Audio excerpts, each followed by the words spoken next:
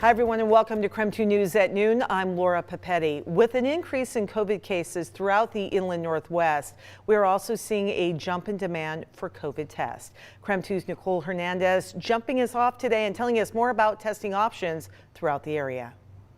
That's right. So drugstores like Walgreens, CVS, they typically sell those at-home tests for about $20, but those have been recently sold out. So you might find that you'll actually save time by going to urgent cares like the one right behind me here in the Shadle area. So Stephanie Cohen-Johnson with Multicare says that most people are getting in the same day they make an appointment at local Indigo urgent care clinics. She also says that most tests are delivered the same day or within 24 hours. The sooner you can come in, the better. And so if you know that you need testing today or tomorrow, certainly try to get an appointment first thing in the morning. So we do open up our appointments in the morning. There's no appointment available. We certainly accept all walk-ins.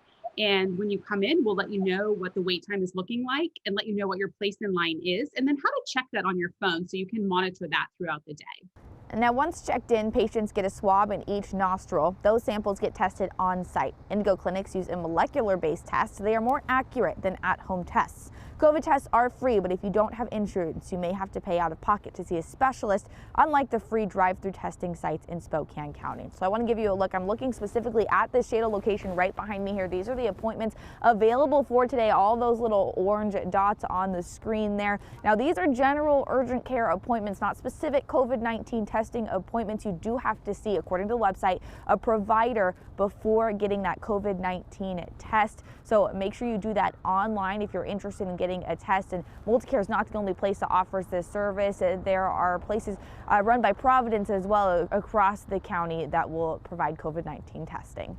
In Spokane, I'm Nicole Hernandez. Nicole, appreciate the update. Now, just last week, the FDA said those rapid antigen tests may not detect the Omicron variant. A study from the National Institutes of Health found that the rapid test may be less sensitive in detecting the variant immediately after being infected. However, the FDA says if you're having symptoms but test negative in a rapid test, to go ahead and seek out a PCR test to be sure.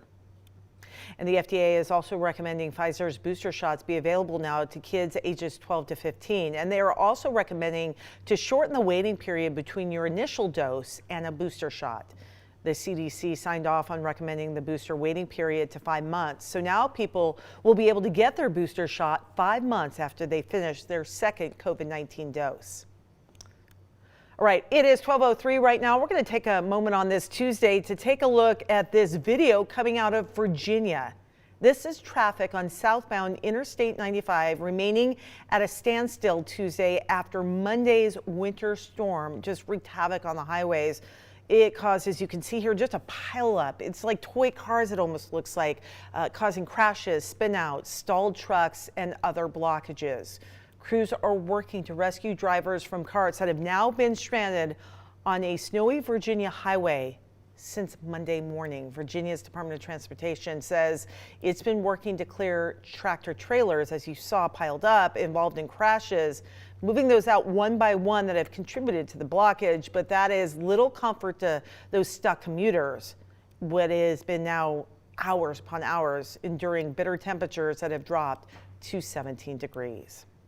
All right, we're going to take a live look outside here in the inland Northwest overlooking downtown Spokane. It is absolutely gorgeous, beautiful snowfall. Everything looks beautiful and white.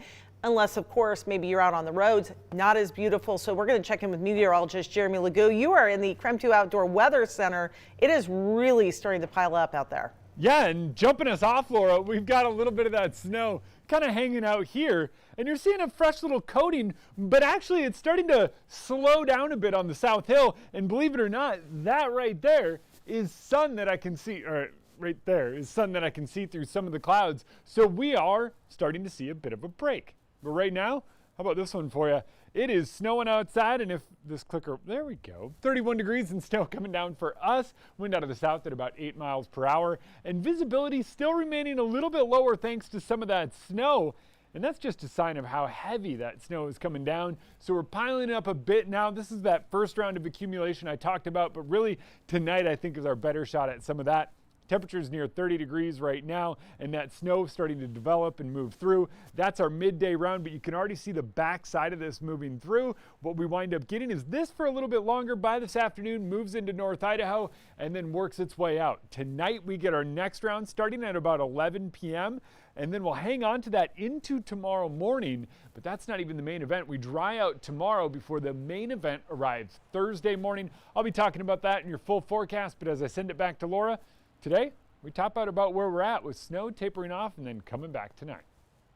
All right, thank you, Jeremy. Well, talking about a potential setback for the Freeman school shooting case, a series of motions were pushed back now until Thursday, and one of those motions included moving the case out of Spokane.